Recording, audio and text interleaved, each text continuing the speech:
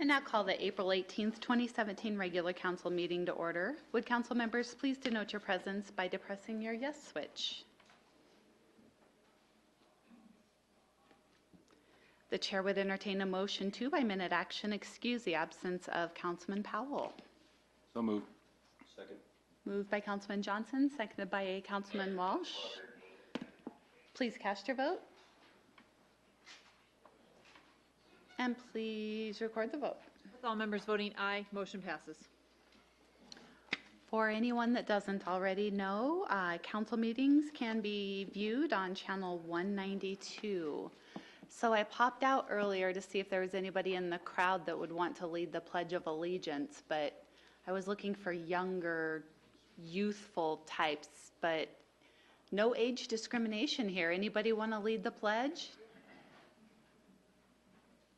All right. Please join me in the Pledge of Allegiance.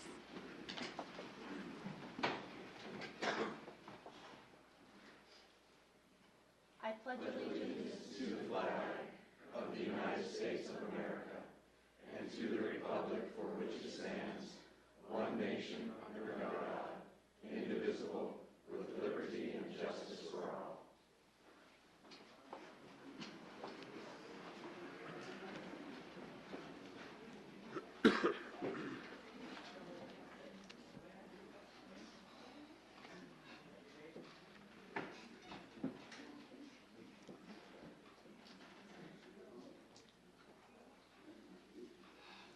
The chair would entertain a motion to approve by minute action the minutes of the April 4th, 2017 regular council meeting as published in the Casper Star Tribune on April 14th, 2017. So moved. Moved by Councilman Pacheco, seconded by Councilman Hopkins. Corrections? Please cast your vote. And Councilman Huckabee, you going to cast your vote? Please record the vote. All members voting aye, motion passes.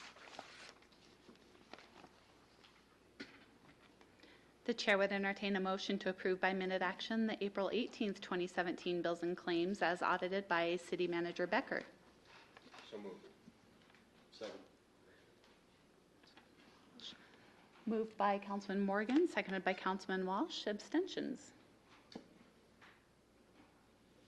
Please cast your vote. And please record the vote. With all members voting aye, motion passes. Now's the time in the evening when we have our bright spot in the community. A winning combination, Casper Fire Department, Community Development Department team up on inspections. All right, here we go. It's such a joy to be able to come together to celebrate a few of the many outstanding employees we have here at the City of Casper. Council would like to recognize the impact of our code enforcement officers and building inspectors in making the City of Casper such an incredibly safe place to live.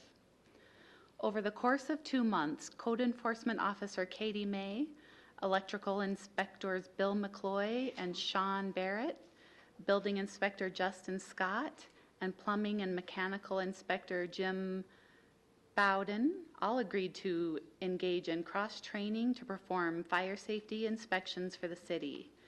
Because of their expertise in their respective fields, each already possessed skill sets that enabled them for this opportunity. Beginning in late January, using 2 afternoons per week, the crew completed 30 hours of classroom training and 9 hours of field training. The cross-training included interpreting the fire code, learning the iPad app used to complete the fire safety inspections, and most importantly, delivering the fire prevention education element that is paramount to fire safety inspections and the fire department mission. You know, I just want to tease you about playing like Angry Birds or something on the iPad, but I know you guys didn't because that's only me that does that.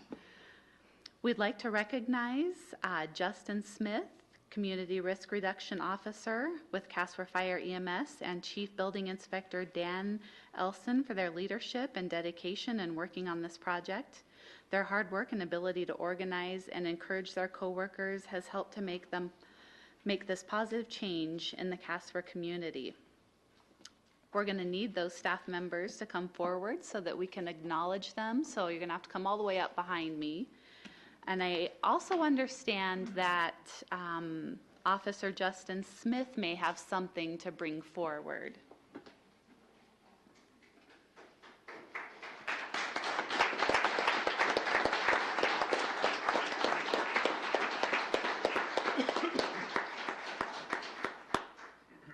And for the record, these guys totally don't have time to play Angry Birds.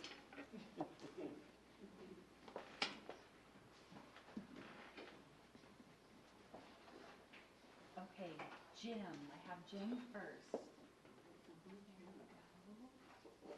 Justin. Sean. Bill.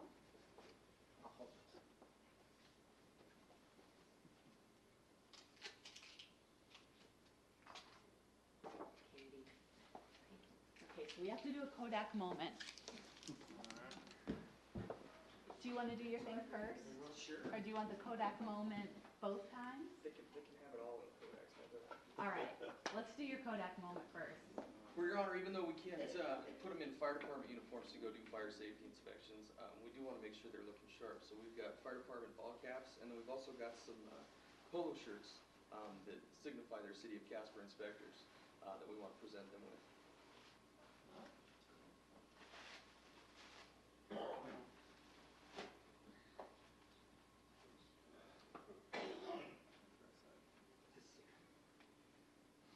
And we've also got a ball cap for both Dan Elston and Craig Collins for their leadership and direction on all this. They've been paramount to its success.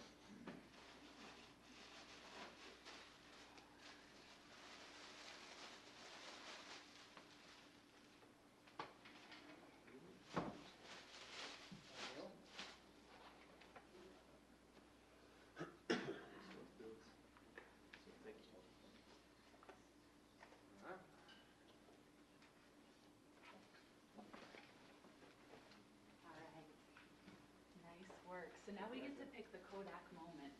Are we going to do it seriously? Are we going to do it funny? Are we going to get wild and crazy? Who cares? Smitty, you get to Okay, so silly or serious? How's it going to be? Better be serious. All right, serious it is. All right, thank you.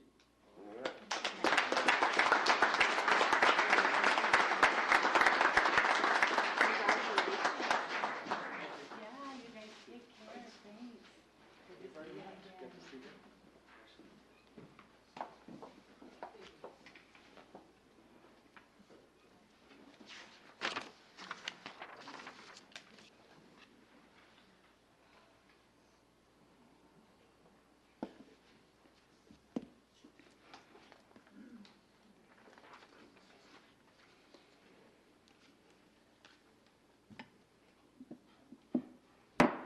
I now declare the public hearing open for the consideration of amending the Casper Municipal Code pertaining to parking regulations in the Old Yellowstone District and South Poplar Street Corridor form-based code.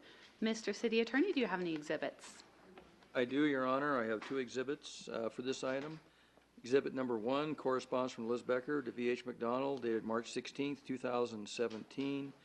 And exhibit number 2, that being the affidavit of publication, as published in the Casper Star Tribune dated April 4th, 2017. Thank you. And Madam City Manager report. Your Honor, members of council, this is the first of 2 amendments that will be brought forward to you tonight in a public hearing format. This first municipal code text amendment to the Old Yellowstone District form-based code pertains to off-street parking. And this has been a recommendation by the OYD Advisory Committee, which met many, many times and discussed this in the monthly meetings, and did a formal approval of this at their November 28th, 2016 meeting.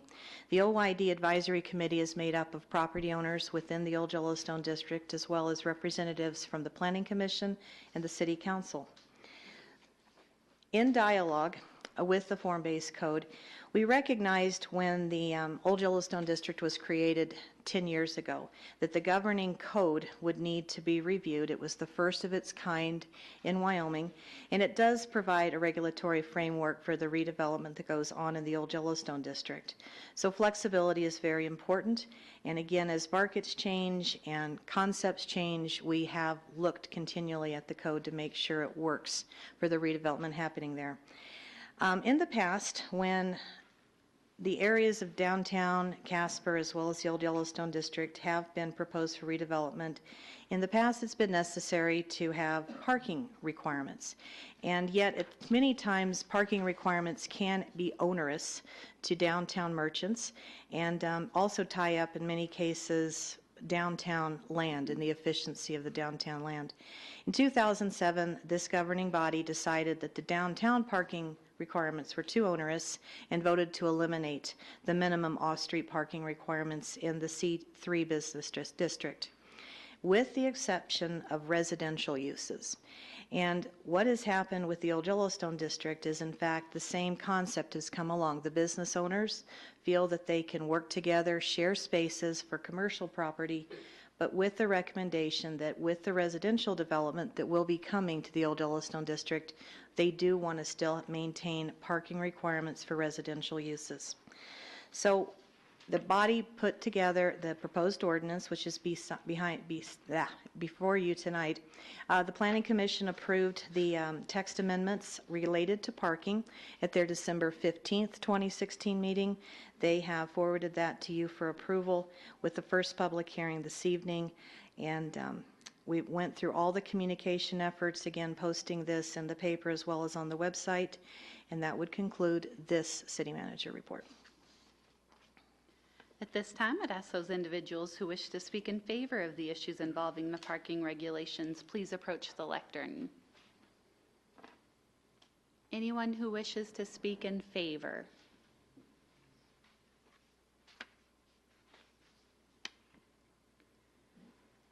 This time, I'd ask those individuals who wish to speak in opposition to the issues involving the parking regulations, please approach the lectern. Anyone who wishes to speak in opposition?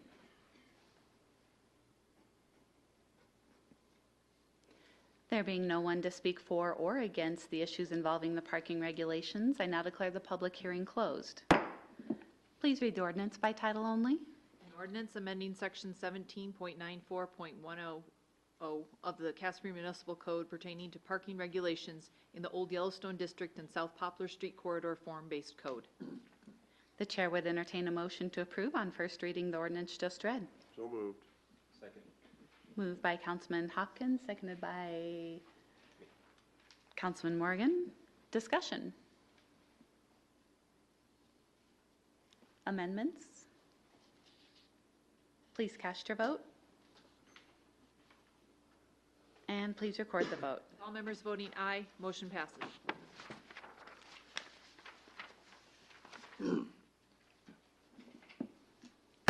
I now declare the public hearing open for the consideration of the updates to the intent and uses of the redevelopment of the Old Yellowstone District as defined in the Old Yellowstone District and South Poplar Street Corridor form-based code. Mr. City Attorney, do you have any exhibits?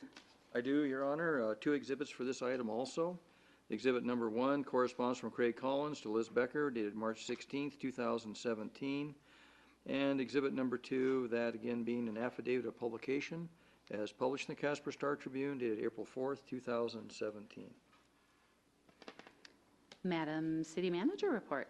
Your Honor, members of council, this is the second proposed change to the form-based code.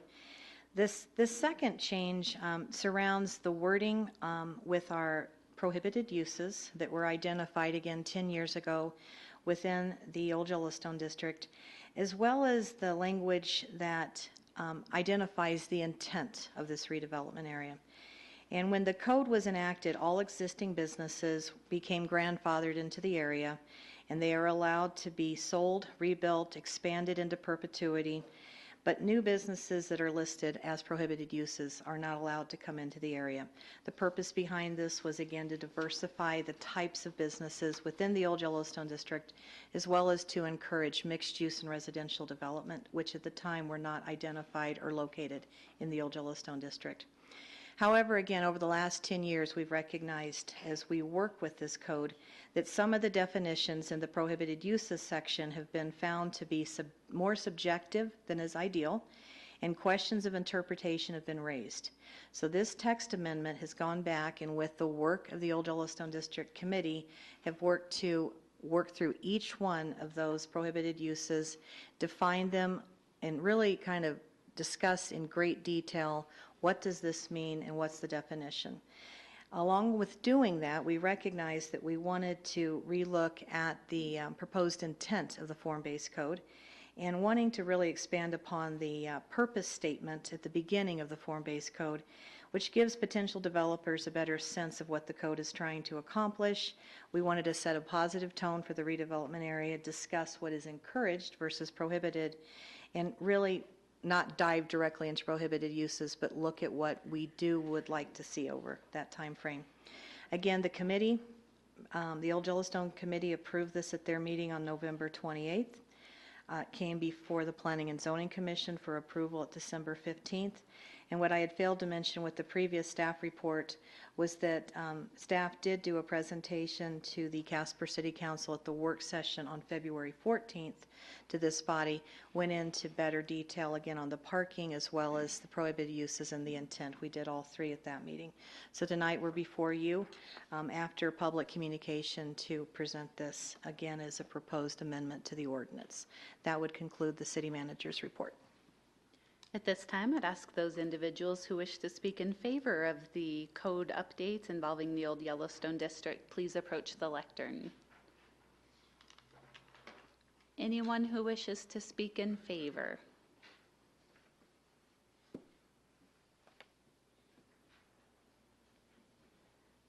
At this time, I'd ask those individuals who wish to speak in opposition to the code updates involving the Old Yellowstone District, please approach the lectern. Anyone who wishes to speak in opposition?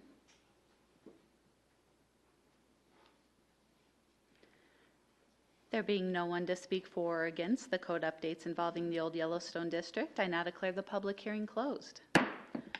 Please read the ordinance by title only. An ordinance amending section 17.94.010 and 17.94.030 of the Casper Municipal Code pertaining to the Old Yellowstone District and South Poplar Street Corridor form-based code.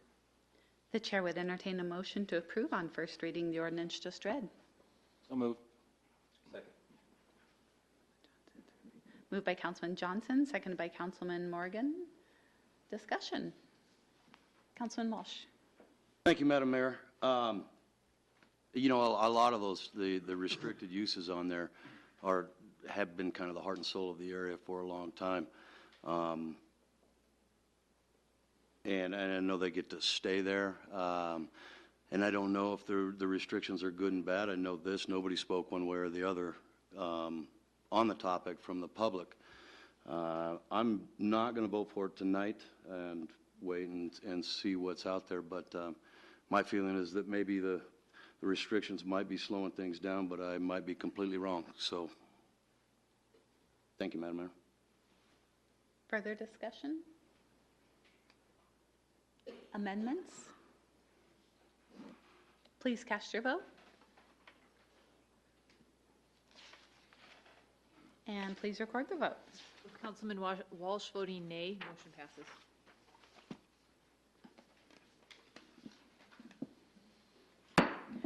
I now declare the public hearing open for the consideration of the C-85 edition. Mr. City Attorney, do you have any exhibits?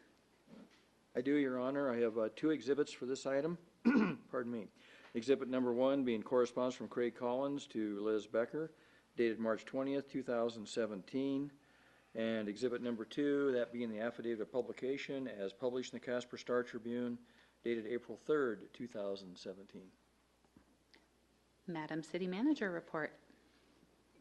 Your Honor, members of council, What I've projected up onto the screen is a layout in the blue box of what we'll talk about next. Cersei Properties LLC has applied for a replat of 739 North Center Street, which currently encompasses lots 1 through 10 in this North Burlington edition. And for those of us who are keying in on this location, it is the current location of the Poor Boys Restaurant, or for we old-timers, the former Benham's Restaurant. So at this point, the Cersei family has purchased this and is looking to turn the property into proposed restaurant, bar and lounge, catering, and brewery. Currently, this particular lot is zoned multiple ways. They're looking at rezoning this particular property from a C2 general business and an R3 1 to 4 unit residential to entirely C2 general business. If you looked to the east on that particular heading, you will see that there were some residential lots immediately to the east, and that has now been, the request in this is to get it all to a C2 general business zoning. The Planning and Zoning Commission did approve this and the proposed replat and the zone change at their March 16th public hearing, and are forwarding a due pass recommendation to the City Council. That would conclude the City Manager's report. At this time, I'd ask those individuals who wish to speak in favor of the issues involving the C85 edition, please approach the lectern.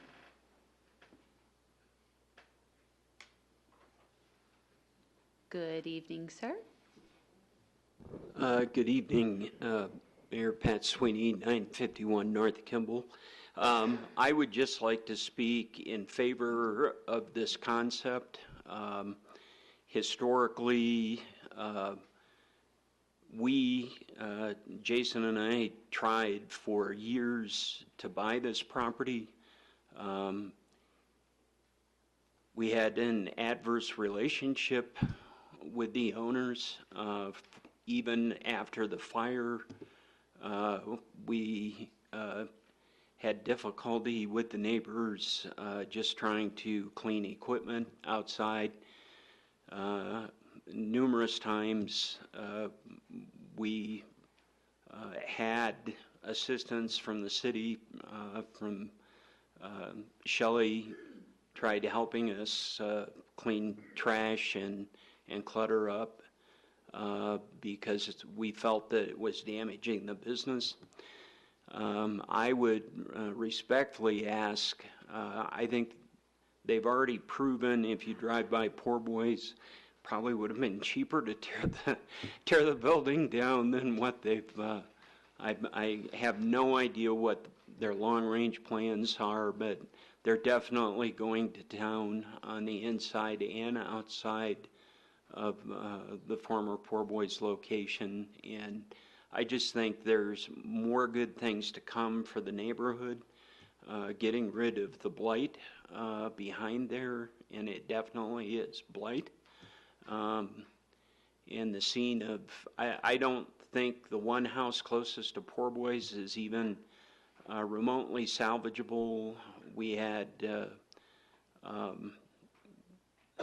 lots of possibilities of drug use and other nefarious activities out of the one location, and I don't even know if it could be cleaned. So it would be inhabitable. But so I think this is absolutely the best possible use for this property. Is the demolition of it all and the redevelopment. I don't know if you had any comments from the neighbors, but I think it would be a great thing for that little neighborhood, which now would only affect, I think, three homes, one of which I believe is a rental, and across the street. But I just think it would be an ideal time to get this rezoned, cleaned up, and put to better use. So I ask your favorable consideration as a knowledgeable person on that property, and also a resident in North Casper. Questions? Unfortunately, we're losing both of our convenience stores to Loaf and Jug is closing both of them down there. So, but, so anyway, thank you, Your Honor. Thank you. Is there anyone else in the audience who wishes to speak in favor?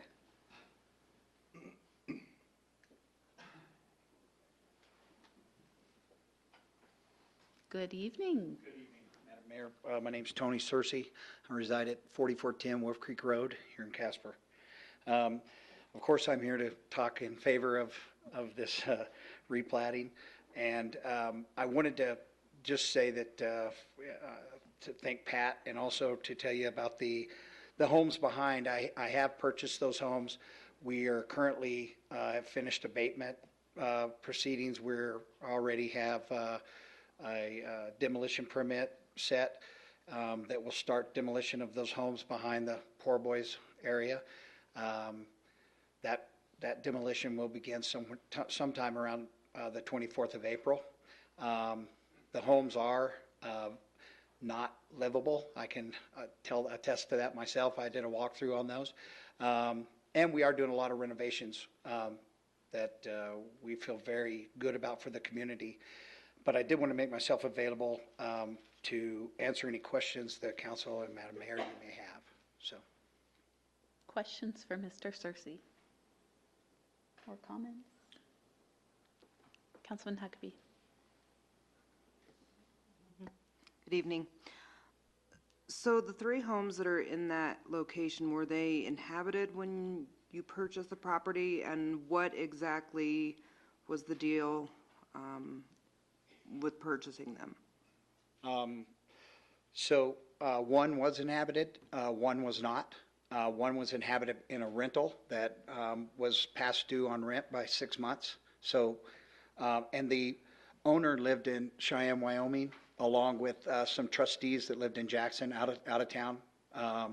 But as far as, are you asking me about negotiations? We actually just were able to contact the owner and offer him a tremendous amount of money over what the property was worth for him to finally sell. And that's pretty much what got the deal done. Go ahead. So there's one remaining home that's there. Is that one occupied? No. So when we made the offer to purchase, he drove to Casper and found that the woman that had supposedly been in a rental agreement that hadn't paid rent had actually gone missing. He didn't know where she was, so he locked the homes up immediately, and we made the process for purchase. I meant this one outside of the Oh. property. That one's still occupied? Yes, that is occupied. We contacted that owner, and they're not willing to sell. Thank you. That answered my question. I was just curious if there was anybody living in that rental anymore. Anyone else? Okay, thank you. Thank you. Is there anyone else in the audience who wishes to speak in favor?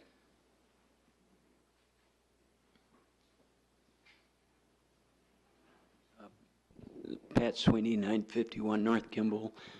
Your Honor, just for clarification on the rental that I was talking about is across the street is the rental.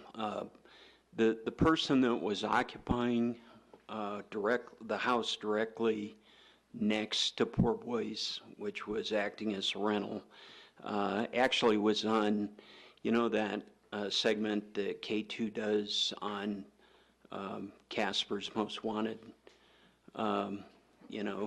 She was actually featured a number of months ago as, and I know for a fact she was occupying there at one point. So anyway, Thank you. thank you. Is there anyone else in the audience who wishes to speak in favor?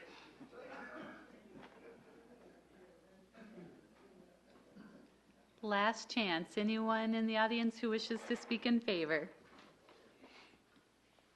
At this time, I'd ask those individuals who wish to speak in opposition to the issues involving the C-85 edition, please approach the lectern. Anyone who wishes to speak in opposition? Okay, last chance to speak in opposition. There being no others to speak for or against the issues involving the C-85 edition, I now declare the public hearing closed.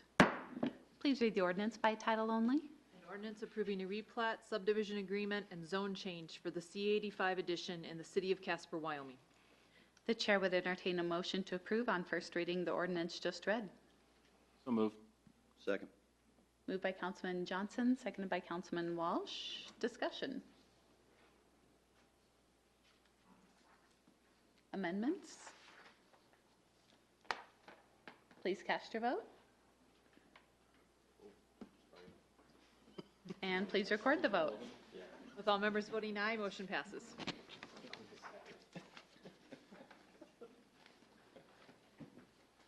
Good. Please read the consent ordinance on third reading by title only. An ordinance approving a replat and establishing zoning for the proposed Lot 7, Block 200 in the city of Casper, Wyoming. The chair would entertain a motion to approve on third reading the consent ordinance just read. So moved. Second. Moved by Councilman Pacheco, seconded by Councilman Hopkins. Please cast your vote. And please record the vote. With all members voting aye, motion passes.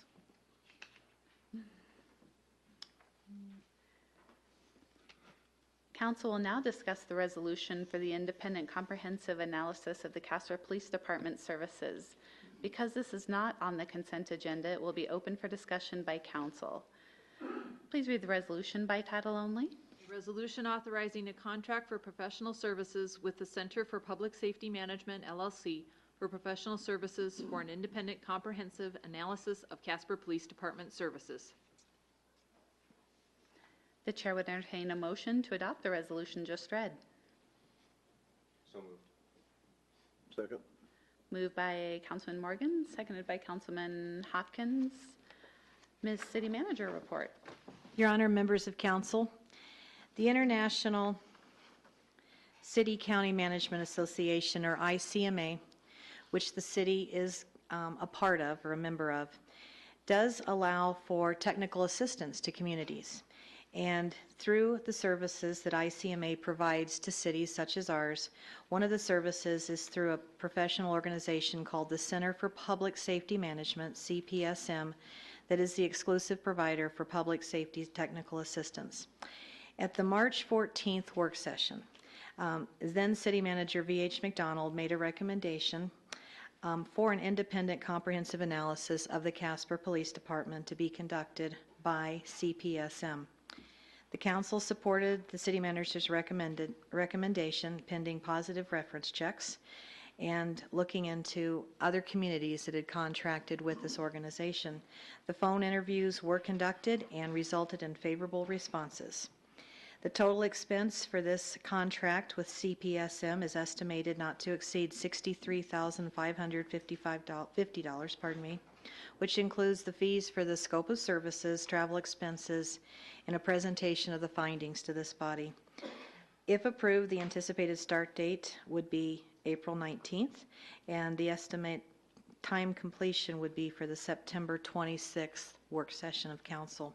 This contract would be entered into with council. It would not be with the city manager or with the police chief. It would be with your governing body. We have completed then the city manager's report. Council discussion. Councilman Morgan. Thank you, Mayor. I just wanted to let everybody know I've been contacted about this, both for and against, actually. And looking into it, at first, I think having the FOP survey, I thought, I was going to vote no on this particular item, simply because I thought there was enough information there. However, looking further into it, I did speak to a person that I know.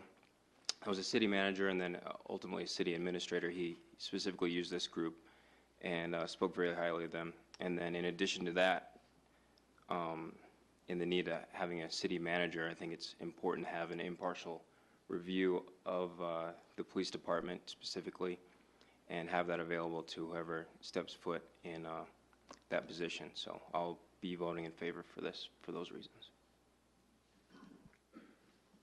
Further discussion?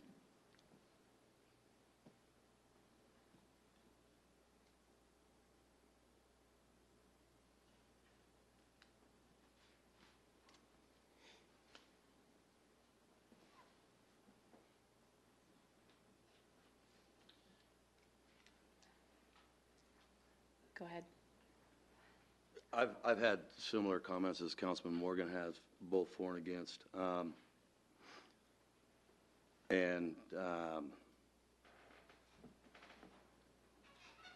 haven't had the opportunity to speak to a city manager that's used it. And I guess I'm at a point where I just don't know enough information where it would be beneficial or not beneficial. It seems like it would. I would like some more time to consider it.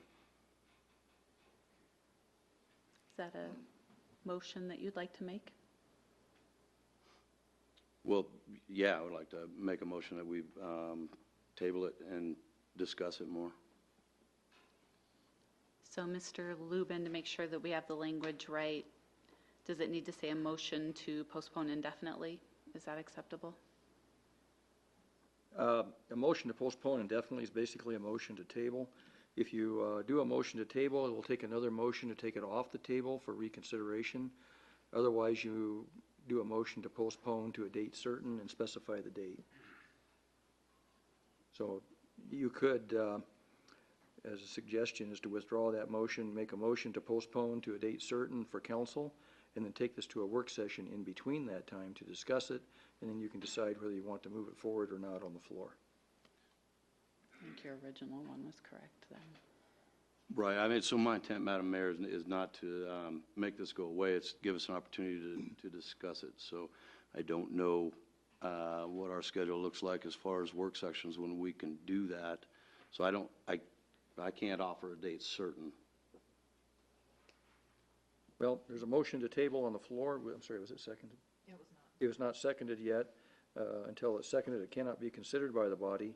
However, if it's seconded and passed, then it will be tabled. Council can still go back to a work session and discuss this, but we'll take a motion to take it off the table to discuss it further at another council meeting. Okay. I'll Go ahead. second the motion to table. Okay. We have a second by Councilman Johnson.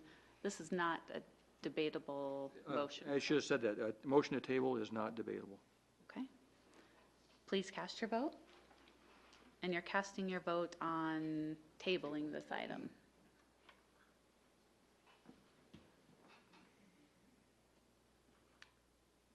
Motion Please fails. record the vote. Sorry.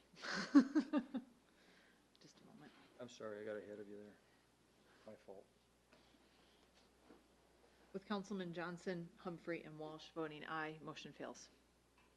Okay. We need to go back to You're still in discussion, Madam Mayor? the main motion. Back to the main motion. Okay. Any further discussion or amendments on the main motion? Councilman Hopkins. Thank you, Madam Mayor. I feel like Jesse does. I think we need to move this forward, regardless of where we've been. We're hearing bits and pieces, and I guess after reading through the document that those guys sent us, it's a pretty impressive organization. Literally hundreds of cities have used their services to do this. Several of them in Wyoming, a few in Colorado, but reading that entire document, I'm pretty sure these are the guys you want looking at it. They really seem to know what they're doing, and you read about their staff. They've got a very impressive staff, and I would encourage people to read that online. So, thank you. Anyone else? Councilman Pacheco. I think no matter the outcome of what's going to happen, we have to, I agree with both Councilman Morgan and Councilman Hopkins, that the record that they have the professionalism they have for what they've done and what they do for other communities is very important to our community. And so it certainly would bode well for us to have that. And I think we need that right now. And they have a good track record from their information, from reading it. And I think agree with Hopkins that we need to move forward. Go ahead. Thank you, Mayor. I guess just to try to make you feel a little bit better about this vote that's going to take place, you know, we've heard that it's going to be extremely vague in terms of, you know, I guess broad outlines in what this ICMA group will do. Like I said, speaking to that city administrator, he said it's very specific in terms of policies that are in place, personnel, their workload, you know, are we spending too much time in this particular area? Do we need to focus elsewhere? And things like that. So that's why I'm voting in favor of that. In addition to that, you know, that still doesn't disregard everything that's taken place up until this point. I think that's taken seriously by city management, and those concerns are being addressed appropriately by city management. So we're just not completely throwing that by the wayside. So that's all I have to say. Thanks. Councilman Huckabee. I voted, excuse me, I voted for this because for a while now I feel like all of us have been hearing from both sides of this issue, and that as time goes on, it becomes less and less clear what is actually going on. I feel like we owe it to our officers and we owe it to this community to get an answer and to try to find the truth from an independent lens. And so I'm hopeful that that can happen through this process. Additionally, I feel like it is our responsibility to clean up this mess that has come to light, and that it is not admirable of us to bring in a new city manager into a mess we created and expect them to clean it up. I think that's our responsibility. So. Okay, anyone else? Please cast your vote. And please record the vote. Mayor Humphrey voting nay, motion passes.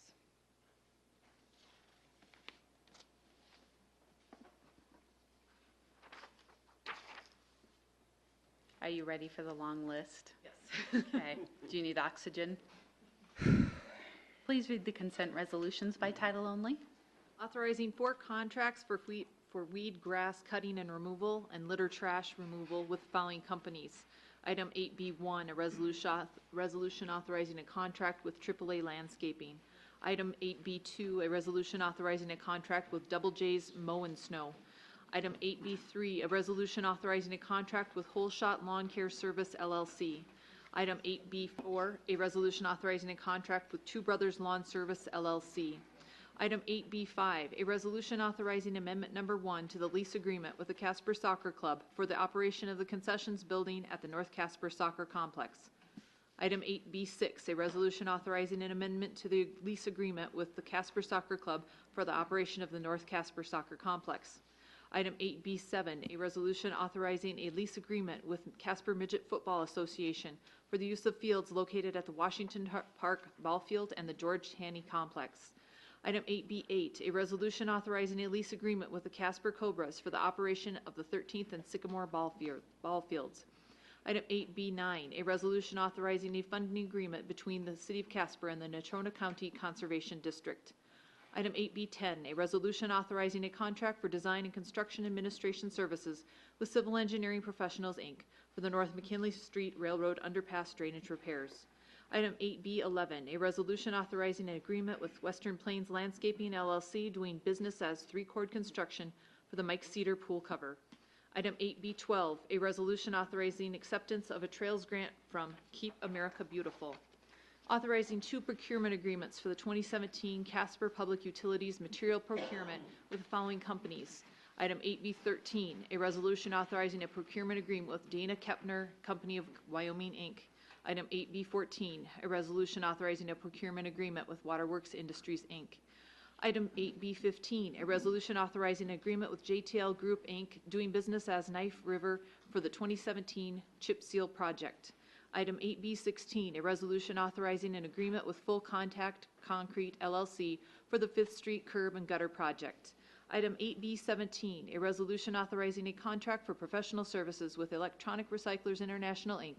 for processing, deconstruction, and recycling of the electronics waste for the Casper Regional Solid Waste Facility. Item 8B18, a resolution authorizing a contract for professional services with Inberg Miller Engineers for the 2017 construction testing and material sampling project.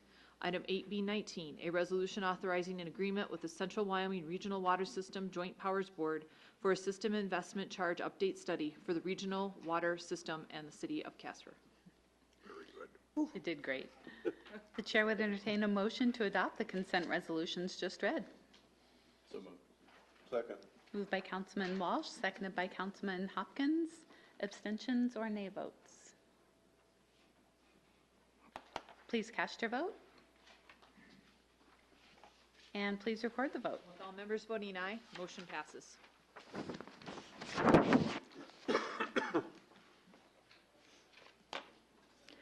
Please read the consent minute action titles.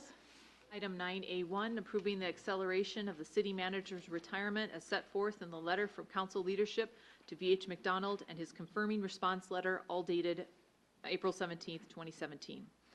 Item 9A2, appointing Liz Becker as interim city manager pending the filing of the, the filling of the position of city manager. Item 9A3, authorizing the purchase of one used John Deere Gator with Dakota 410 turf tender from Stotz Equipment for use by the Parks Division. Item 9A4, authorizing the purchase of one used Genie telehandler from Wyoming Rents LLC for use by the Solid Waste Division. Item 9A5, authorizing the purchase of two new belly deck mowers from Stotz Equipment for use by the Parks Division of the Public Services Department.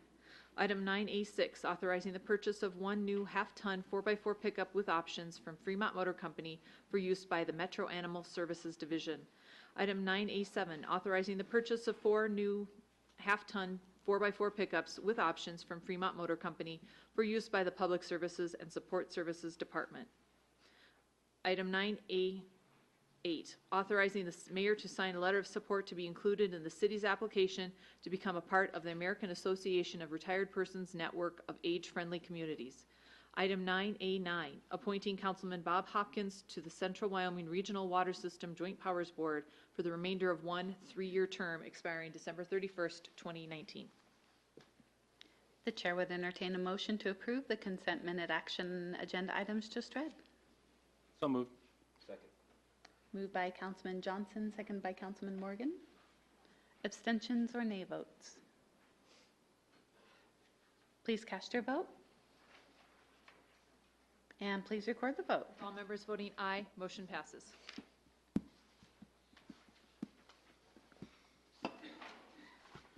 Now is the time we'd invite anyone in the audience who wishes to speak with council to come forward. As stated on the first page of the agenda, we'd ask you the following. Please give us your name and address. We won't respond to personnel matters. Those will be referred to the city manager. Sometimes questions may not be answered, and we'd ask that everybody keep presentations to 5 minutes or less, and please don't repeat anything if you're all talking about the same topic. So who would like to come forward first? Is there anyone in the audience who wishes to speak to council? Good evening. Good evening. My name is Dennis Steensland. I live at 533 South Washington, and I've attended quite a few of these meetings. I guess the first two concerns tonight stuff. I thought the electronics recycling thing was going to be discussed and then a decision made later from coming to prior meetings. That's a minor one. And Mike Cedar pool cover, $59,500. I thought that was rather high.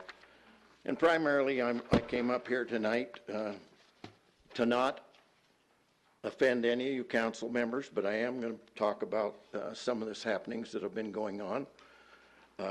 You mentioned When you talk to council, you talk in a civility and decorum, and that takes me back to 2 weeks ago with one of our council members who was very passionate about a subject, was quoting from the police report, but got a little out of hand, I thought, as far as using language that wasn't acceptable to us in the audience. I would remind that council member that it wasn't so many years ago, Mr. Hedquist used the same language, and that current council tried to get him booted off. He finally resigned. So anyway, it's a situation where I think as an elected official, you're held to a little higher standard, and I think you would owe it to the public to think about that before you quote a Fraternal Order of Police report. That report is a survey that nobody had to sign, nobody had to identify who they were, and it's one piece of business in many pieces of business that VH and the council deals with. It's been so blown out of proportion to me because of the paper, because of the radio stations, and because of some terrible decisions made by some of the current council people, starting with Kadeen. And I know you're not supposed to name names, but anyway, you get the report, and with 4 to 6 hours, you present it to the public and to the council, and it just goes wild from that point on. You make a comment after that short amount of study that no police officer is going to be reprimanded or fired. You hadn't even studied the thing yet. So anyway, that's the start point. On a good point, I would commend Bob Hopkins, Charlie Powell, and Ray Pacheco for not getting into the middle of this discussion. I think that showed a lot of class. Everybody else that threw their comments in, to me, should have been kept to themselves and discussed at a later date. It wasn't something that developed overnight. If it took 3 years for the police department to put this survey together and present it to council and city management, it wasn't that critical to happen. From that point, it went on to raking everybody over the coals that works for city government. You could put in your name any person that's in this room right now, and they were brought to task over a situation that took 3 years to develop. Where else was I going to go with this? The paper, to me, didn't do justice to helping solve the problem. They more or less aggravated the thing, in my opinion. There was one good letter by a gal, Peak. I would hope everybody here has read that letter and takes it to heart. I've studied every newspaper article, and it's just a terrible situation, and part of it's brought on by the current people that are up here. And I hope it ends there. I have nothing but admiration for V.H. McDonald and the rest of the city staff. It's a heck of a way to have to end a career. If I were in his position and was able to retire, I'd certainly retire under this circumstance as well. Were there some mistakes made there? Maybe so. The only one I can come up with is a personality issue. So anyway, I think some of that stuff needs said, and I hope somebody else talks about it too. So thank you very much. If any of you are offended, I didn't mean that to happen. Well, I did too. But I think that's, when you ran for office, that's what you open yourself up for. And I think you can do a better job. Thank you very much. I see the red light's on. Thank you. Who else? Anybody want to say something?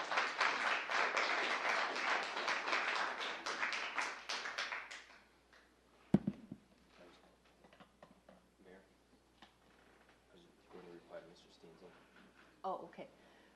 Councilman Morgan has a reply for you, Mr. Steensland. I'm sorry. Thank you, Mayor. Do you need him to be back at the like. podium? Yeah, I just wanted to talk about the Cedar Park cover. Also, I guess before I jump into that one, really quick, I don't remember saying anything during the last regular session, but that's fine that I wasn't named on there. But specifically the cover and the $59,000 that needs, actually it's a design issue. It actually needs the water to be in the pool, otherwise you start having a sort of a heaving on the walls, unfortunately. So that has to be full of water all year round, and this is a preventative measure so people aren't trying to get in there at night or something worse. So. I see. When you very first came on council, you expressed some issue on the price of that pool, and you supported something, as I remember. You didn't mention that they had already had a $47,000 override on their contract, or a change order, whatever you want to say. And I never did get back to you on that issue, but I appreciate you commenting on that kind of stuff. You are my representative for my ward, so you're a hard man to get a hold of on the phone, I'll tell you that. So I've tried. And I don't find it's very easy for the public to get a hold of the council people. I've got all the numbers. I got a hold of Canine very easily. Some of the others I might be intimidated by, maybe not. But anyway, I do appreciate the job that you all do, and I hope you can straighten out this thing. I was under the impression this new study for the police was a done deal. It was going to happen. I definitely hope you don't just go by this Fraternal Order of the Police survey. That thing can be slanted any way you want it to, in my opinion. And I did read it. I read all the comments. I guess my personal opinion, if they're not happy with that job, they're not doing a good job, and we could live without them on the police force. We'll move on. Charlie Powell says it'll all be worked through, and it will, whether it requires getting rid of police officers or whatever it requires. But anyway, it's not a major problem that can't be handled with this new study, and $63,000, we were going to spend that anyway. So thank you very much, Jesse. Thank you.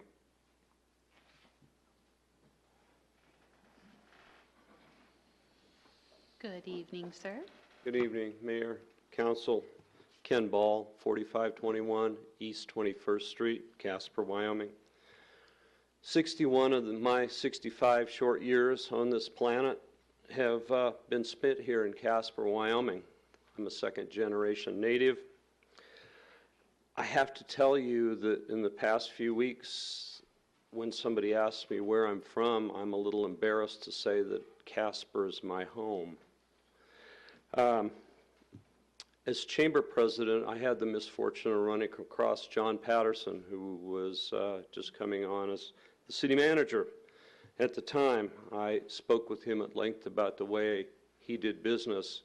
I had said to him, I had never seen business being done in this community in that fashion. He's gone, we're still here. His legacy lives on with us and with this council. This is sort of what it's come to, and the problem is that we need to make that change, and I'm not sure how. I really am honestly surprised that someone hasn't come forward and said, and that's what I'm here tonight to do, is to say, I think that the people that were in his court, that were his advocates, you, Madam Mayor, the biggest one, should tender your resignation. I don't feel that anything's going to change until some of these issues that still linger can change so that we can start over, to the point of even suggesting to this council that perhaps we need a different form of government here. We operate under a form of government with a city manager, and perhaps we need a mayoral form of government with a chief of staff. Some people say that works, some people say it does not work. It may be worth a try to do something like that. I don't know whether any of you have had an opportunity to read the order of judgment. I'm sure you were all very happy about it with Craig Hedquist. It's 54 pages long.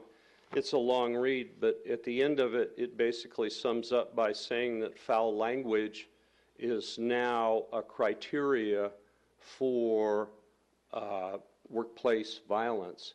And I struggle with that. I honestly do. I mean, I've been on job sites my whole life, and you hear that language all the time. Is it appropriate? No. Is it appropriate in this venue? Absolutely not.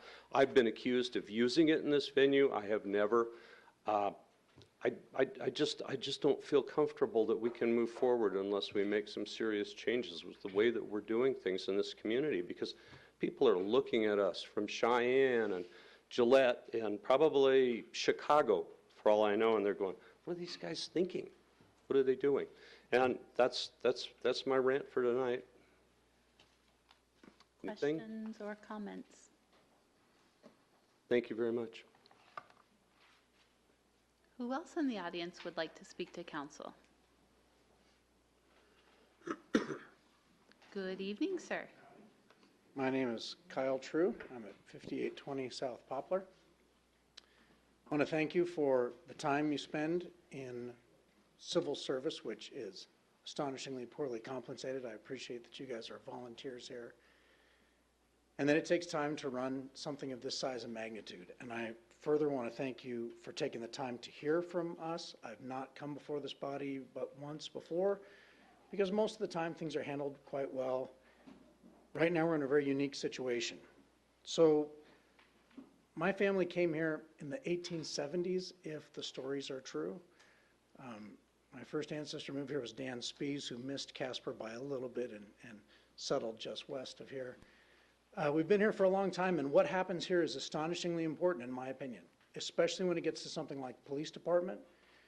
If a police department is not well run, if a police department is either not prosecuting sexual assault, that is so astonishingly enraging and important that it needs to be looked at very seriously. On the other hand, the newspaper is not the place to litigate this. Every person has a right to listen to and to see and understand their accusers. And I think what we see in this is, on one side there are anonymous, we don't know who they are, Fraternal Order of Police, complaining about vague problems with we're not happy where we work. There are anonymous people that supposedly over social media contact someone and say they're not having their sexual assault claims dealt with. And then you have, on the other side, it seems to me, people willing to stand up, put their name on it, and say, I support the chief of police. And I'd like to add myself to that. I can stand here and easily support our chief of police. There are problems with the police department. No one claims there are not problems with the police department. And getting to the truth, I appreciated Councilwoman Huckabee, you mentioning we need to get to the truth on this. We need to get to the truth both because the chief deserves to be accused in, to him, open. Doesn't need to be open to the public. I don't need to know all this. But he deserves that before he's tarred and feathered. But in addition, if there's some problem where ladies are being assaulted and we're not handling it as a society, that needs to be dealt with. But do you remember several years ago when someone leaked a phone call between, as I recall, the mayor or city manager, I can't remember who was on one side, and this current chief of police? That got leaked to the Star Tribune. Is there a problem in internal affairs there? How can someone get that phone conversation? There are problems in the police department. And so I want to thank you tonight for taking the step to have an independent group review this. What happens in our little city may not matter to other people, but to us it matters a great deal. How our police department is run matters a great deal. And so I ask that you bring this to light. I suspect, but I don't know everything. I suspect when this comes out, our chief of police is going to come out looking great. I support him greatly, but I don't know all the facts, and I doubt anyone here knows all the facts. And these things need to be brought to light because of both the seriousness of the charge and the significance of this department to our city and the significance of these potential allegations. So I want to thank you for going to that. I also want to suggest that as you look for a new city manager, that is such an important position. Please find a very strong person who will take shots in public, sometimes from council members, and continue on doing what they are convinced and convicted is the right thing. Because apparently it's going to take some time.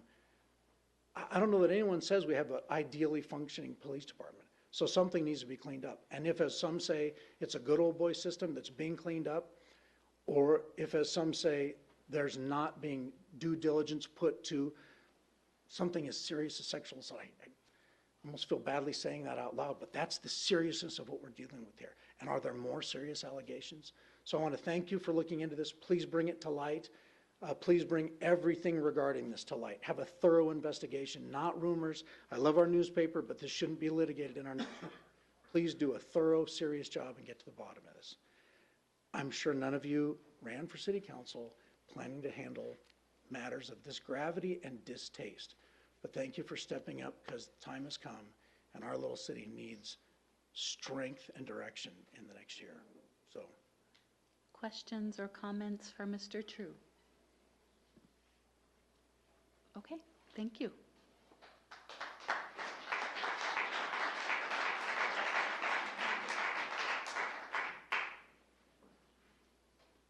Good evening, sir. Good evening. Mike Allen, 6949 Umpqua River Road. I just want to say thank you all. It's been a long battle with the fields at 13th and Sycamore. Thank you, thank you, thank you. My girls are practicing for another hour, so otherwise they would be here. But the first Tuesday of May, we will all be here so that they can come up and thank you. That's all I got. They didn't That's a good- recognize me with my hair sticking straight up. Did they tell you about that? No. Was it We good? crossed paths kind of at a salon Oh, you did? building area. Nice. Very good. But again, thank you. You guys are doing an amazing job. And it was a long battle, and I'm glad you guys listened to our side and were able to come to an agreement on that. Questions, comments? Okay, thank you. Who else in the audience wishes to come down?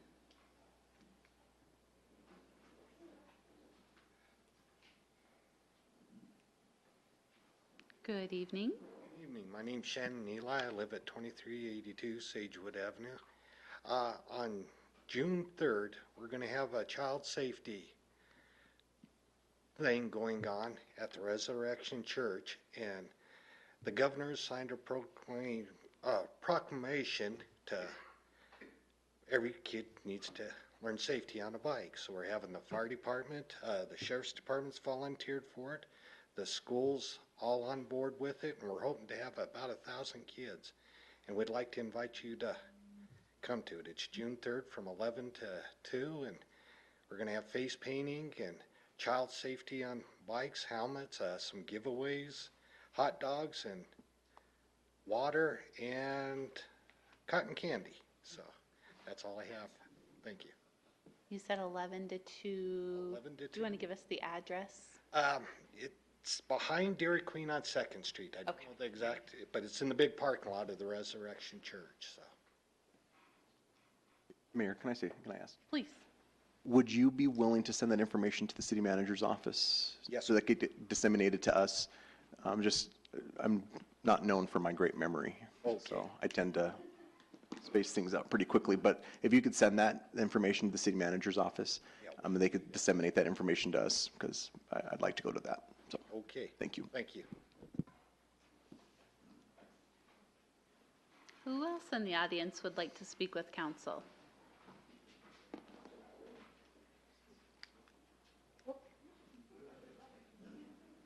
Good evening. Thank you. Tracy Lamont, 721 East 12th Street.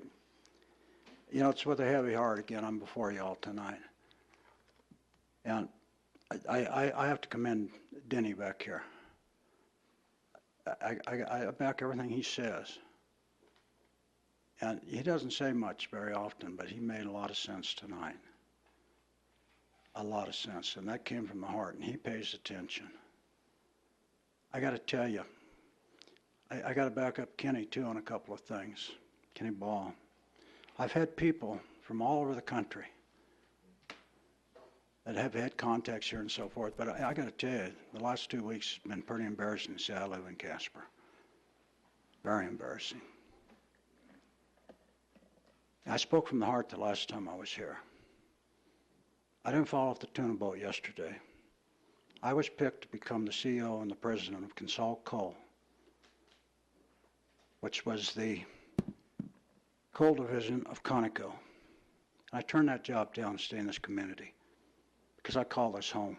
I didn't want to go to Pittsburgh.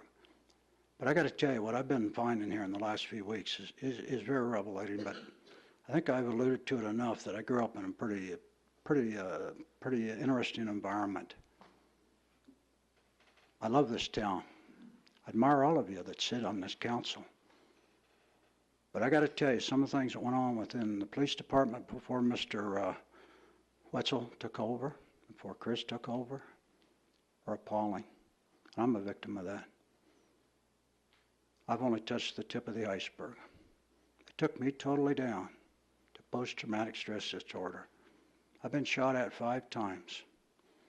I make no bones about it, but I'm going to tell you this. There was a very gallant officer that took over here. It was hard to work. And it doesn't matter why he had to leave. It doesn't matter why Chris had to leave. It matters why Pagel had to leave, I can tell you that. But I've worked undercover since 1997, and I'm sly like a fox. But they took me all the way down. I broke because I had to sleep with one eye open for I don't know how many years. When the gals got up here and spoke about the sexual assaults, I got to tell you, when the officers in the field are playing judge and jury, without it being bled all the way up to the top, I've watched this witch hunt and this black ball go on from day one. It didn't surprise me. I told you the last time, those are very gallant women that stepped up here. And, you know, I've been accused of being a wingnut and everything else.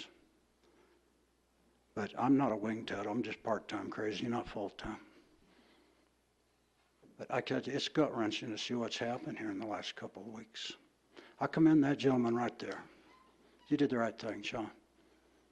The press, I'm so disgusted with that. I can't see straight. They've buried us. That's the most biased and slanted reporting I've ever seen in my life. And I'm not up here to publicly chastise. I'm here to help the mending process. It takes leadership to do that. I've not been trying to tear this down. I've been trying to build it up. I think I'm the best mediator you guys probably have out there, acting behind the scenes. Jesse, you did good too. Ray, you did as well. Bob, you did too. Chris, you did too. Amanda, you did what you had to do. And I commend you for that. I really do. But we didn't have to be airing a lot of our dirty laundry. And Kane, you know, I respect the heck out of you as a friend. Love you dearly. I know you're trying to do the right thing, but when I hear from all the press, other than one, that your nickname is, you didn't hear it from me. You didn't hear it from me. You didn't hear it from me. Well, you're hearing it from me. Okay? It's with a real heavy heart. I got to tell you, to mending process, you need to step aside. You really do. And that hurts me to tell you that. This didn't have to happen. And I don't want to air any more dirty laundry.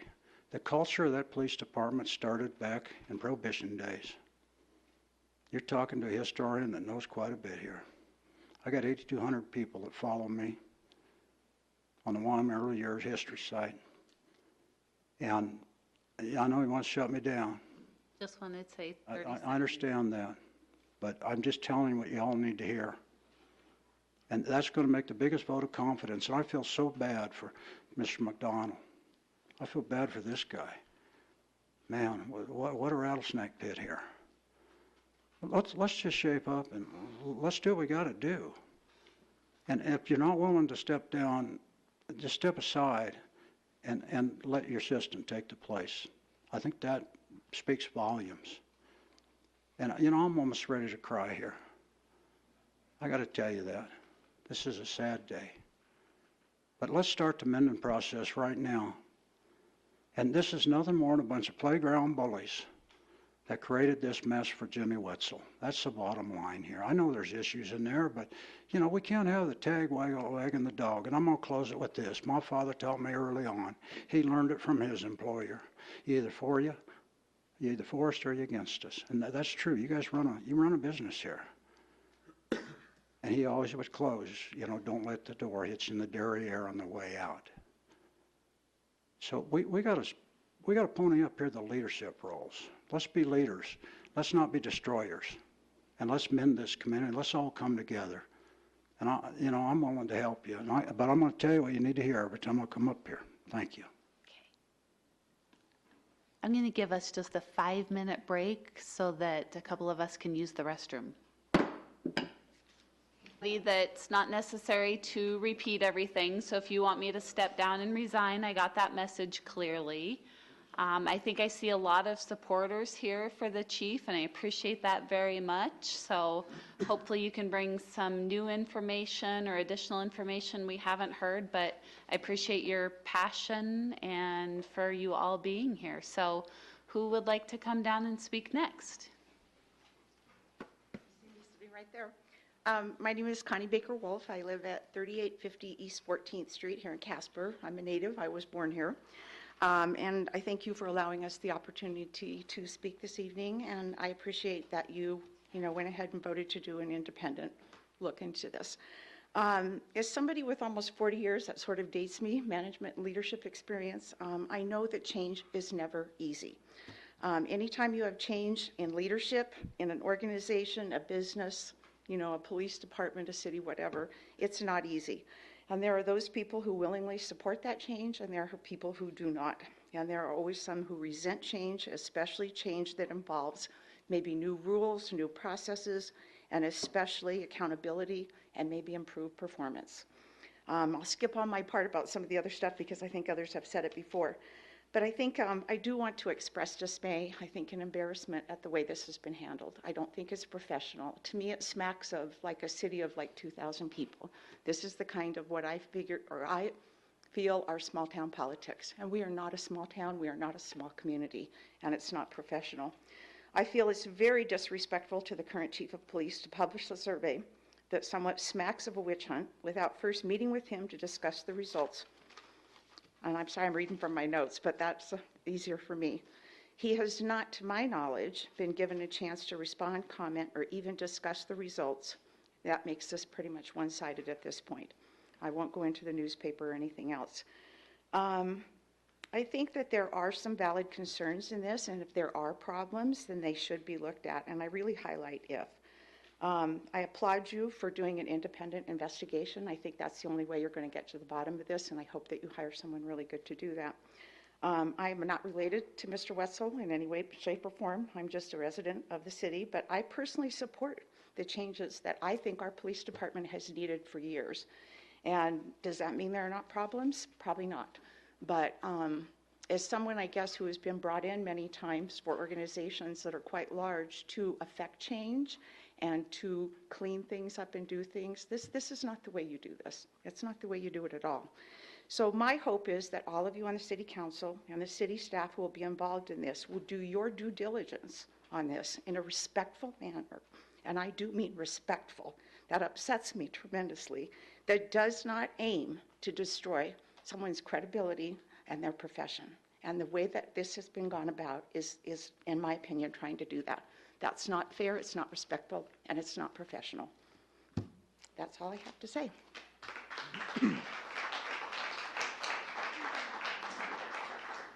Questions or comments from council? No? Okay. Good evening. Good evening, council members. My name is Janelle Carhonen-Goff, 2094 Fontenelle, out in Paradise Valley. I did not read a whole lot of what was going on in the news this weekend. It was Easter, time to spend with family. However, I did read the Generation Casper report. Was hoping to make the meeting last week, was not able to. There is a lot that is going to have to be done, especially with this Generation Casper report. If we are going to have a town as what they're presenting in Generation Casper, then we need to get to the bottom of all of this. And I think the city council members have done that, and they want to do that. I have only been here 24 years, so I'm just wet behind the ears. However, I would like to tell you that I come from a town where there was corruption, there was rampant police activity that was undercover. That would be Rock Springs in the late 70s, if anyone has ever seen the 60 Minutes report. It was there, and I was young and impressionable at that time, but I remember most of it. And I remember my parents talking about it. I remember my schoolmates that had parents that were in on some of that. I do not want to have to see that happen here. I think the independent review is going to be a very good thing. I think it's going to come to say, hey, Casper is a good town. We are a good town. We have good people here. We want to look at it. That's going to help Generation Casper move forward. That's going to help us move forward because we're going to have about 75,000 folks are saying when everything comes down on August 21st for the eclipse. We got to think about that. We have our future. We have people coming here. We need to change things. Thank you.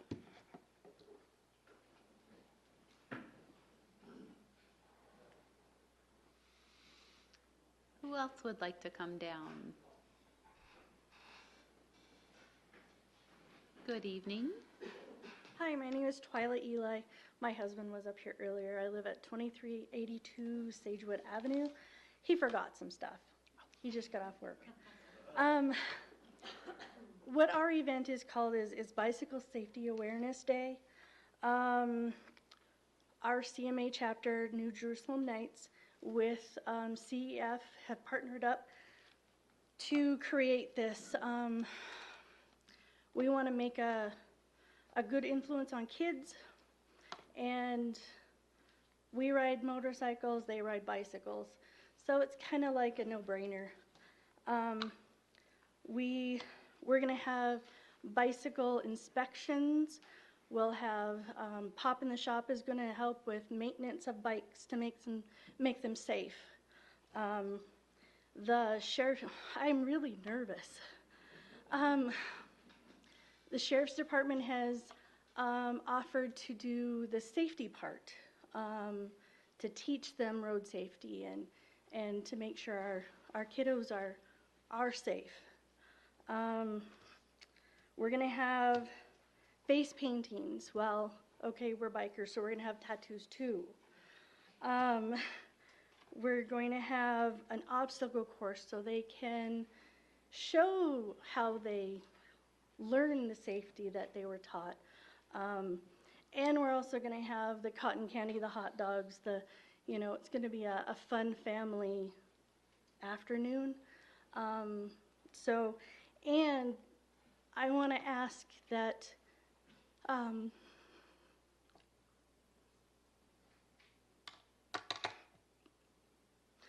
if you could read, why am I doing this? I don't know. A proclamation? Yes, event? Can you read that for us? I'd love to. We are going to have our bikes available so they can experience that not all bikers are mean and, we're nice guys. The fire truck is going to be there so they can learn about what the fire guys do. It's just going to be a positive thing for the community to experience the police department, the sheriff's department, the fire department, and any other department that wants to be involved, they're more than happy to be. So an invitation there, if you know of anybody.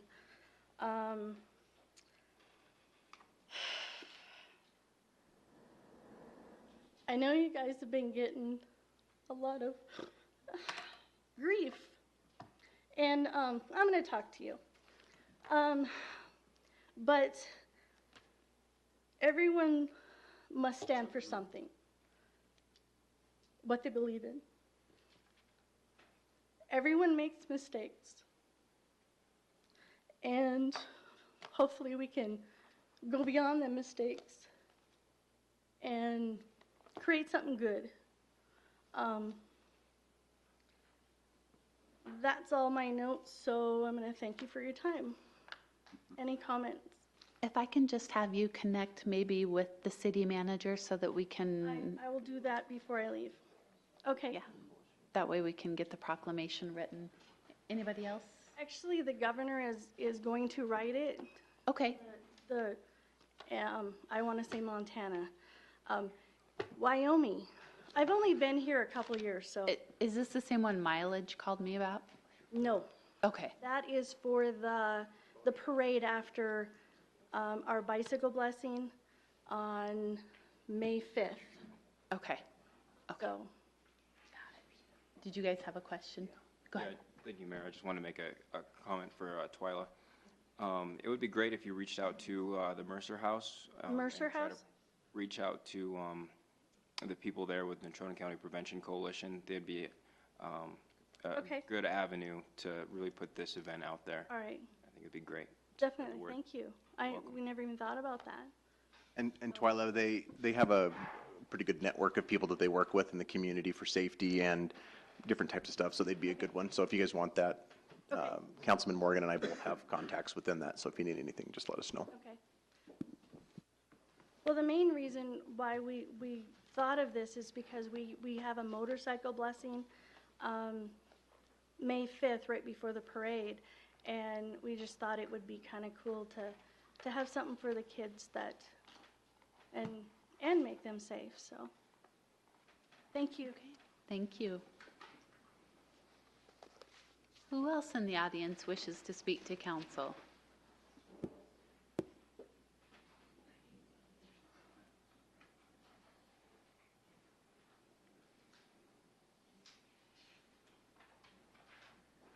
Good evening, sir. Madam Mayor and Council, Keith Goodenough, elected Republican, 333 South Saconee. Some of us are looking into the possibility of a special election to see if the voters are interested in changing to a elected mayor council form of government. And it's similar in some ways to the referendum process that the council went through with the smoking issue, because the county clerk will administer the election, but the city clerk and the city attorney have to be in on the details. And I talked with Renee Vito, the county clerk, one time, and the statutes, the laws that we would have to follow to do this seem very incomplete and confusing. So I guess I'm asking you to support the idea of looking into this. And I'm not sure who the city clerk is now, but I will need to be able to communicate with her. And I just don't think that these laws are used very often because they don't seem very incomplete. And I suspect as part of this, I may end up going to a friendly legislator and seeing about making this more clear, and it just seems very, seems like it must not be used very much. So I just wanted to bring that to your attention. It's similar. The county clerk will administer the election, but the city has to decide on the details and the signature verification, and similar in many ways to the referendum effort for the smoking. A couple other points. I think it might have been Citizen True that referenced the phone conversation between the manager and the police chief. I think it was when Chief Wetzel had only been on the job for 3 days or something. But that all came to light just because of the Craig Hedquist lawsuit. So that's why that became public knowledge. It wasn't that somebody leaked the conversation to the media or something like that. I think that was part of a legal proceeding. And the issue of whether or not city employees have to be or should be allowed to be anonymous with their complaints, I think the reality is that when bureaucrats or people within a bureaucracy complain about their leadership, many times if it's not anonymous, that can lead to many problems, including the loss of their job at some point. So I think there needs to be a system where city employees can complain without having to put their name to it. And my last comment is that the Bresnan system seems to be breaking down to some degree, that the video and the audio recordings don't seem to be as well done as they used to be, and I don't know if your system is falling apart or if there's a pilot error involved or what, but there's numerous times when the system is not recording correctly. So I guess those are my comments, but it takes 3,500 signatures to bring about a special election on the issue of moving to a mayor-council form of government, and that's what Cheyenne does and has done for many years. Casper had an elected mayor until 1958, I think it was, and then moved to a manager system. So it'll be a good project for the off-political year in this summer when people want some exercise. They can get out, collect signatures, talk to their neighbors. I think it'll be all good. So thank you. If there's any questions, I'll be glad to make up an answer. Thank you.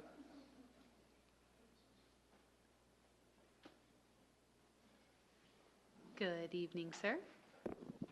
Good evening, Pat Sweeney, 951 North Kimball. I really wasn't planning on speaking except to the zone change, but I'm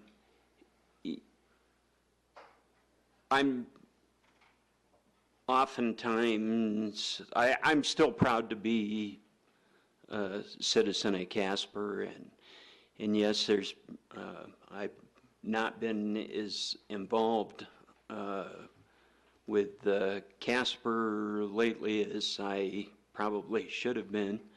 But I did want to take this opportunity to say we've lost a very good man in VH.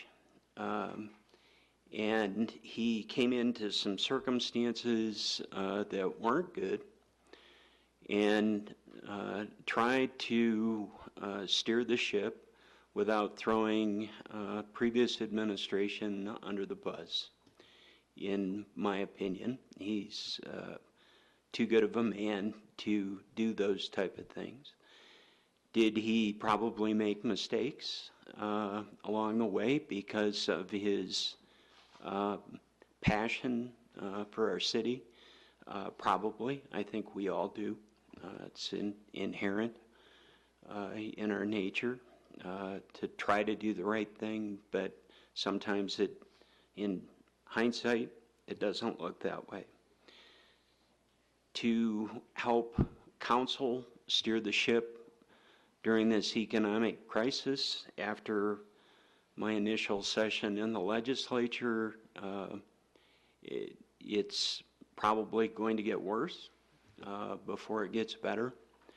And I didn't find a lot of solutions from my brethren in the and sisters in the legislature to be helpful to our communities. But I did want to say we're blessed with a lot of good staff. I'm very sad to see VH go. I respect his decision, but I urge council to take some time to find a good replacement, and I would urge us not to use the same search firm that brought us to our previous city manager. I think part of that process was flawed. And I just can't say enough about VH's abilities, and would have liked to have seen him stay, you know, at least through this next budget cycle, to help. But I'm sure we've got staff in place that will be able to help council, and because the budget, I know, is a big task, and I definitely appreciate our city attorney, appreciate your service, and I didn't hear much about VH, so that's why I'm speaking, not to be repetitive, but in my opinion, he will be sorely missed, and I appreciate your time here. I think you'll hear more as we go around the table. So, thank you.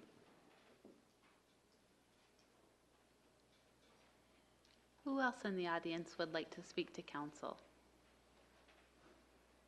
Good evening. Good evening. Paul Pad, 2781 Cherokee Lane. I kind of promised myself I wasn't going to speak tonight, but here we go.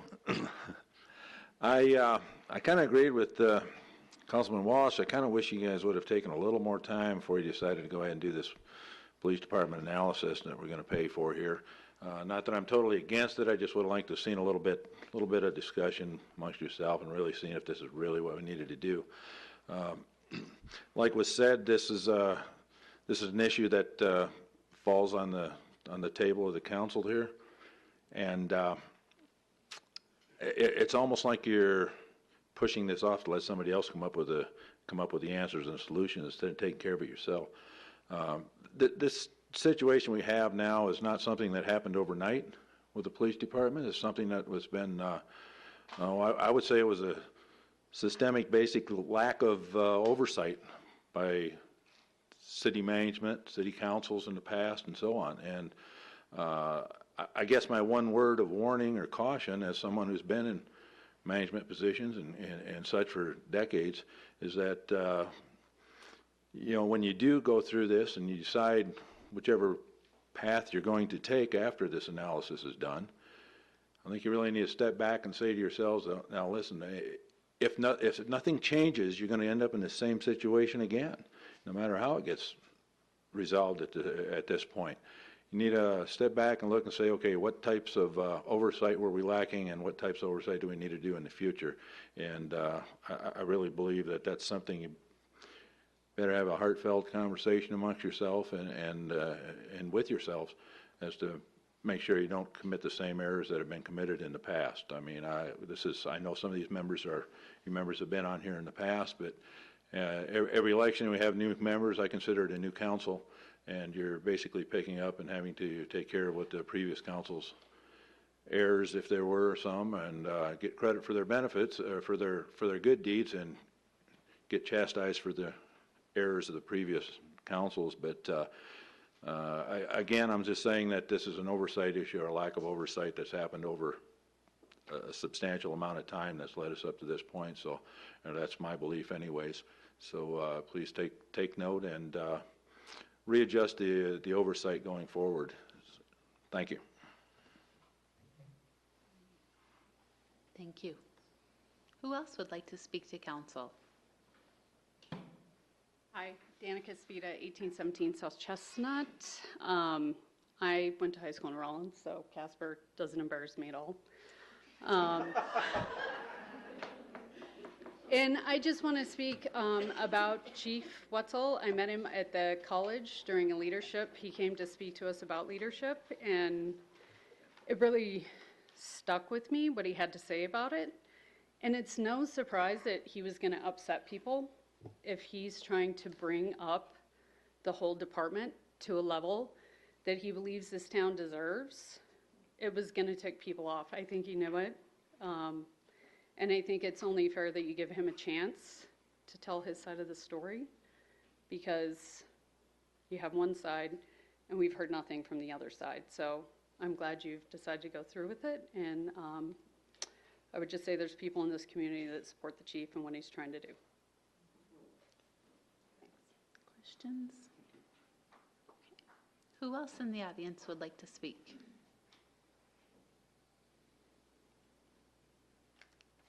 Okay, jump quick or I'm going to go around the table with council.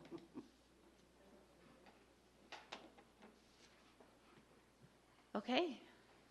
Councilman Hopkins. Thank you, Madam Mayor. Got a few items tonight. The OID met last week, or this week actually, April 17th, looking at things to go on in the OID, which you heard about tonight. You're going to hear something in addition to the art walk, not too far in the future, and you'll like it. There's going to be the Oscar Awards. We've had to move the dates around a little bit, and we'll finalize that and make sure everybody gets involved. This week, we also had a meeting of the MPO Planning Committee, the Policy Committee, and talked about some of the, probably the most significant thing, or one of the most significant things, is talking about the Barnard interchange and the agreement that is hopefully going to be completed to get that Barnard interchange. We still don't have a date, but it's pending some agreement essentially by the folks at the county. The governor and the boss of the highway department got their heads together and said, if we can rearrange some projects to move some money around, in addition to the $1 million that the slip board gave them, we need $2 more million to make that project happen. And I think it's really hard to overestimate the importance of that. I happened to go out there the day before we went down to Cheyenne to the meeting and did a traffic count. And between 7:30 to 8:30, we had 947 cars go through that stop sign. And that means that those cars were backed up at least 2 or 3 blocks for quite a bit of that hour. And those people have to go through that every day. So we really need the interchange, and it'll be a good thing for us in the long run. So that was kind of that one. Last week we had Amoco Reuse Joint Powers Board, and just looking forward to another good year. Hopefully we can have all the golfers in the world go out there and play at city course and that course. And on May 10th, I think everybody will be getting a notice that that's going to be the meeting for council to come out and sit with the county and kind of get the feedback from the Amoco Joint Powers Board. In addition to that, got a little note I want to read to you. Since the beginning of the year, we seem to have had a case of fire-ready aim. My foot's sore from self-inflicted wounds.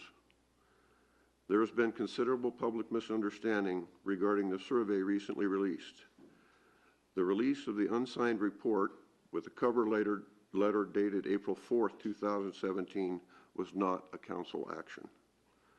The report was received by most council members just prior to the meeting, and after reading the cover letter, I viewed the report as clearly a personnel matter and thus not within council's purview. The employees involved are not council employees under Wyoming law. For as long as I can recall, individual city employees have had a right to address issues with the Civil Service Commission. In the current situation, it seems as though it may, may have been a prudent course to exercise this communication option. However, I'm not aware that this was done. The March 14th, 2017 Council Work Session agenda listed a discussion item regarding independent management review of police services and included a memo from the city manager and Chief Wetzel dated March 6th. In the March 6th memo, Mr. McDonald included a recommendation that the Casper City Council consider supporting a comprehensive analysis of the Casper Police Department to be conducted by the Center for Public Safety Management.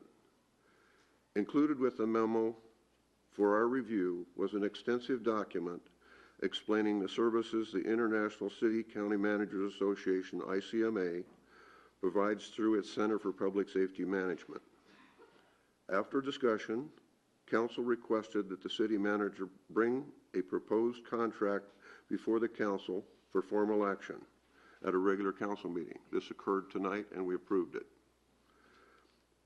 I maintain that my belief in the city manager form of local government is intended to minimize any council member's actions aimed at individuals not specifically named as their employees.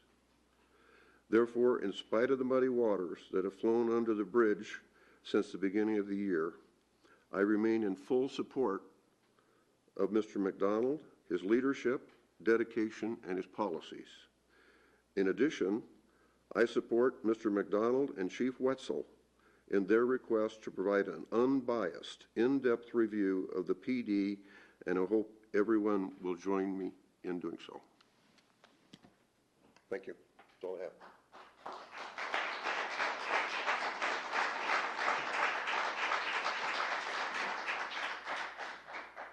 Councilman Walsh.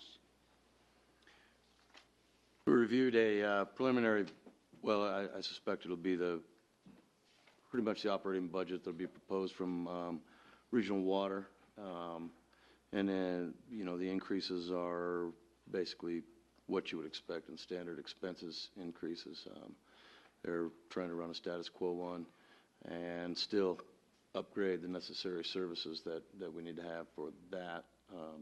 I don't recall exactly the date they said we would see that here, or my first meeting today. That's all I attended on the as far as any outside boards or anything this week.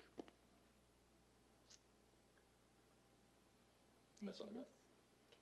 Councilman Huckabee.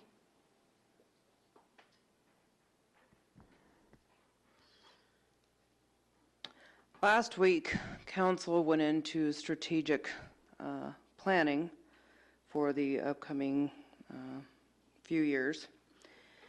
And one of the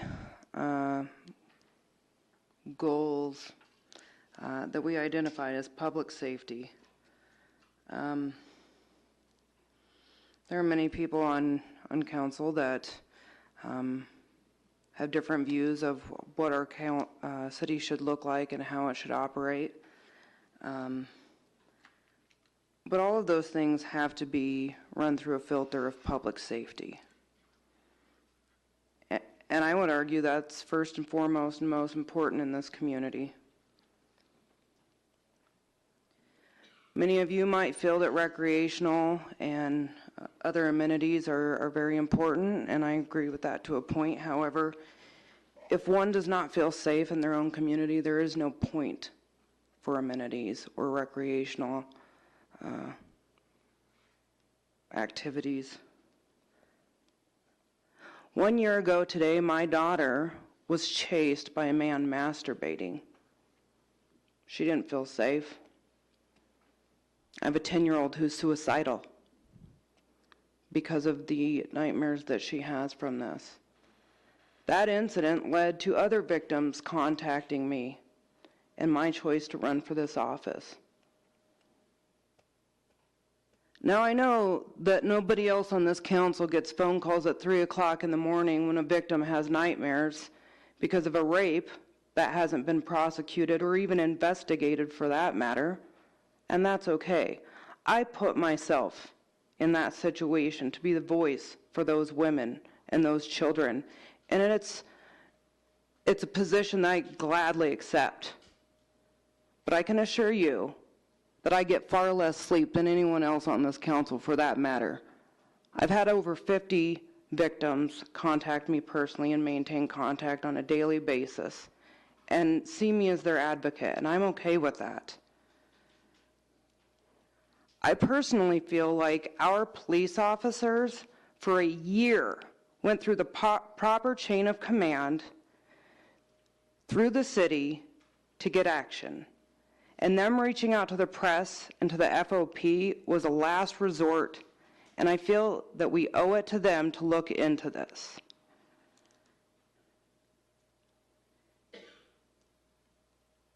I read that quote at the last meeting for a purpose, and that was to make a point home.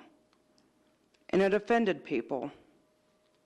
However, for every one criticism I got 5 more that said I'm actually in here doing something, which sometimes is not what previous councils have done. It is no secret that I have been critical of Canine for a number of years because I have felt like she has been very wishy-washy or not taken hard stances. But I support her, even though I didn't vote for her the night that we took votes. I feel like in the last couple of months, she has vowed to not act like she has done in the past and to take those hard stances and to rise up as a leader, and I commend her for that. If other people on this council want to stick their head in the sand and say la, la, la, la, that's fine. I won't. I'm doing what I was elected to do, and that is to get things done, and for that I won't apologize. Councilman Johnson. Thank you. I suppose I should discuss my email a little bit that I sent out to the press.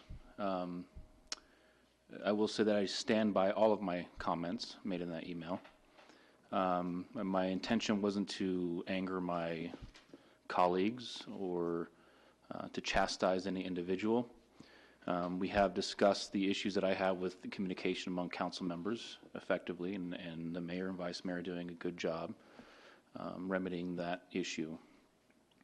I do feel like there was a failure of leadership in this city at multiple levels, and I ran on a platform of leadership in 2014, and I'm sick and tired of sitting here being told I can't do anything, I have to keep my mouth shut. I'm not doing that anymore. And to respond to Mr. Steensland, I wasn't elected to sit back and be quiet and be classy. Those days are long gone. It's time to take a stance, and that's what I did, and that's why I sent that email out. I think there's a lot deeper issues at stake here that a lot of people don't know, and hopefully these things come out, and they come out soon, because I think it's going to surprise a lot of people. Thank you. Councilman Morgan. Thank you, Mayor. So what a year to get elected to council. It's really good to see everybody here tonight. It's unfortunate it's not for all the positivity that I would hope. I do make myself available outside of these council chambers to the general public. My last coffee with the councilman event was last Saturday. I had 2 people there, so that was good. But again, unfortunate after you see what's been going on the last couple of weeks. So it's kind of disheartening to see a lot of people, I guess, think that they can solve their issues on social media. And it's funny reading some of those comments because, you know, you never hear or read an email for that matter. So that's unfortunate. More to getting off my narrative, so I'll begin that now. So communication can sometimes be that monster that no one wants to address. It takes time, patience, and understanding. When it's avoided, that lack of communication turns into an issue, and if that issue isn't resolved, it then turns into a problem. We've seen a few problems, and that's putting it mildly, I guess, over the last month. And I believe that's been addressed. I hope it won't continue. I wrote won't, but now I'm questioning that. But everything that's been done since then, council leadership has stepped up and really been informing other council members of anything that goes on, whether it's a leadership meeting or even correspondence from a concerned citizen. We have the talent, motivation, and unwavering staff to overcome the challenges that lie ahead, and I can't thank the staff enough to ensuring that this city is functioning the way it should. Management is in place to support staff and ensure that they have the tools, training to do their jobs. And while we're in this transition period for the need for a new city manager, Casper residents should rest easy knowing that we have the skilled staff that will continue to operate as normal. Council and council leadership will continue to work together. It's easy to get caught up with the headlines and gossip, but I assure you that everyone up here does have the well-being of Casper in mind. That's our common goal. You're what motivates us, and my son is what drives me to ensure that Casper has a future so that it's still the place that people want to start a family and also raise a child in. Given everything that's happened has shown what is needed in our next city manager and what type of quarterly assessments should be done for a city manager by council specifically. I don't want to know personnel issues beyond the city manager, and that's not council's role in this form of government. I do, however, want to know if there's an issue with a particular department and having those issues to know what management's actively doing to correct that. This will allow council and management to have the same message when talking about city operations and answering any questions from concerned citizens instead of answering with, I have no idea what you're talking about. Some of this could have simply been avoided had we heard the city manager is aware of the issues concerning the department and is working closely with HR and department supervisors to address concerns raised by employees. As always, I'll continue to do my best, be informed, and make myself available outside of these chambers, as I just mentioned. And I'll always listen to any ideas, concerns, or questions that you have regarding the city.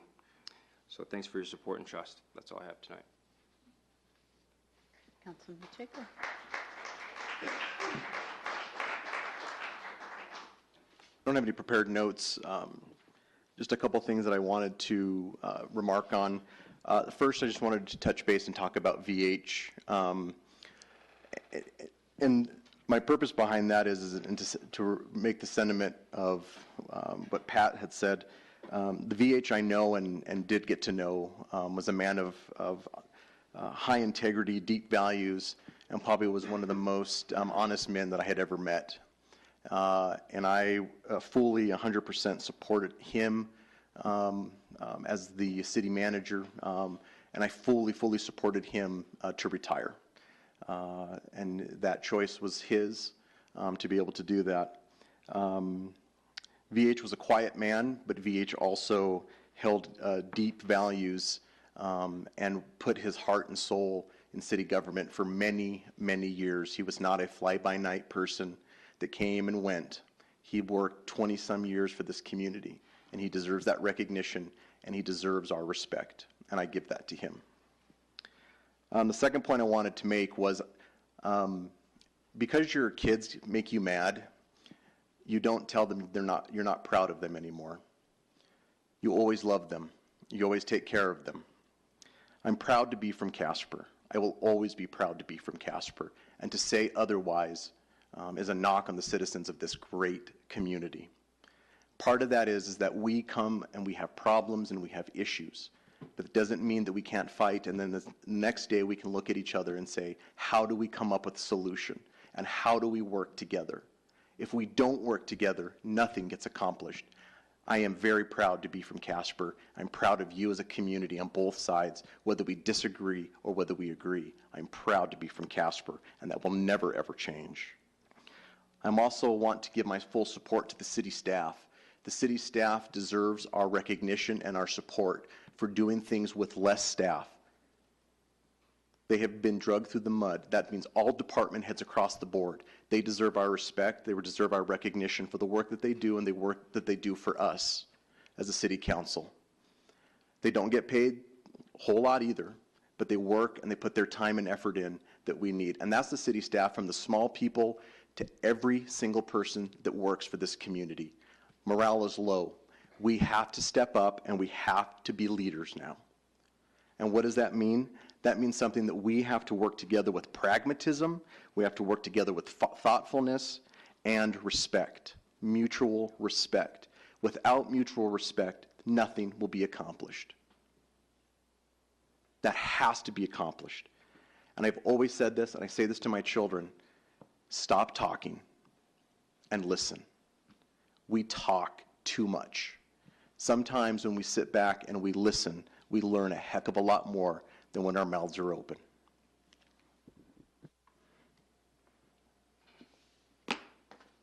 Okay, the next meetings of the City Council will be a work session to be held at 4:30 p.m. Tuesday, April 25th, 2017 in the Council's meeting room, and a regular Council meeting to be held at 6 p.m. Tuesday, May 2nd, 2017 in the Council chambers.